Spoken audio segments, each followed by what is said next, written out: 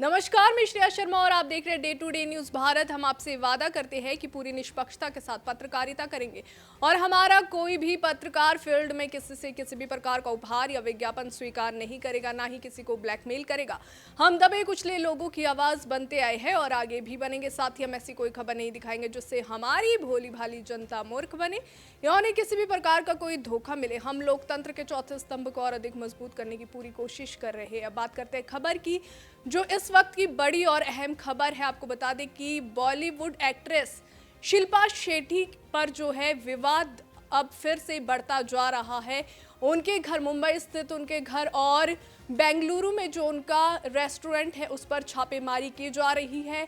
आयकर विभाग द्वारा जो है ये छापेमारी की जा रही है। आपको बता दें, मीडिया रिपोर्ट्स में दावा किया गया है कि आयकर विभाग ने शिल्पा शेट्टी के मुंबई स्थित आवास और बेंगलुरु में उनके सह स्वामित्व वाले लग्जरी रेस्टोरेंट पर जो है छापेमारी की है। बताया गया है कि ये कार्रवाई जो है रेस्टोरेंट के वित्तीय लेन देन, आय के स्रोतों और टैक्स से जुड़ी संभावित अनियमितताओं की जांच के तहत की गई है। वहीं सूत्रों के अनुसार आयकर विभाग की कई टीमें मौके पर पहुंची और घंटों तक जो है दस्तावेजों की गहन जांच की गई, जिसमें रेस्टोरेंट की कमाई, निवेश, बैंक ट्रांजैक्शन और अन्य वित्तीय रिकॉर्ड शामिल थे।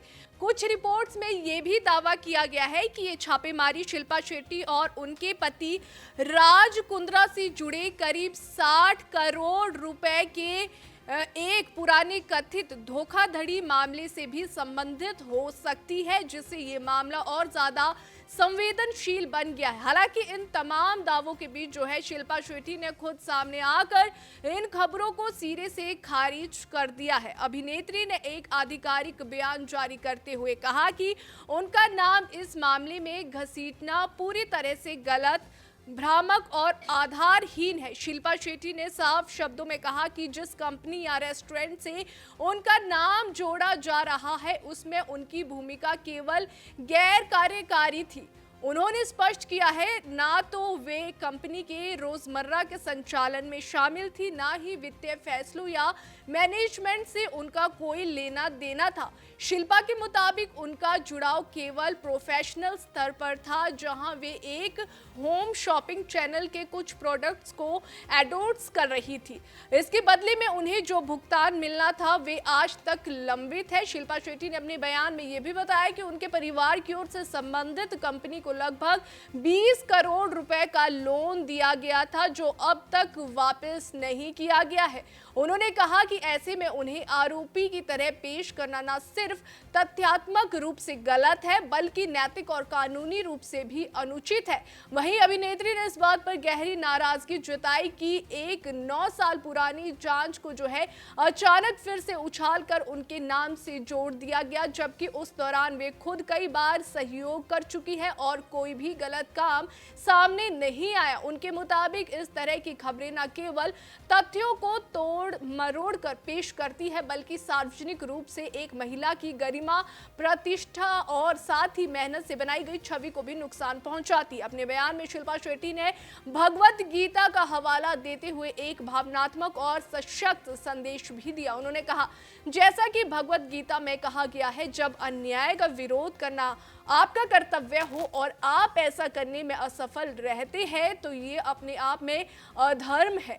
इस कथन के जरिए उन्होंने साफ कर दिया है कि वे चुप रहकर अपने नाम पर लग रहे आरोपों को स्वीकार नहीं करेगी। अभिनेत्री ने ये भी बताया कि उन्होंने माननीय बॉम्बे हाई कोर्ट में जो है क्वाशिंग पिटीशन दाखिल की थी और उन्हें भारतीय न्यायपालिका पर जो है पूरा भरोसा है। उनका कहना है कि सच्चाई देर से ही सही लेकिन सामने जरूर आएगी।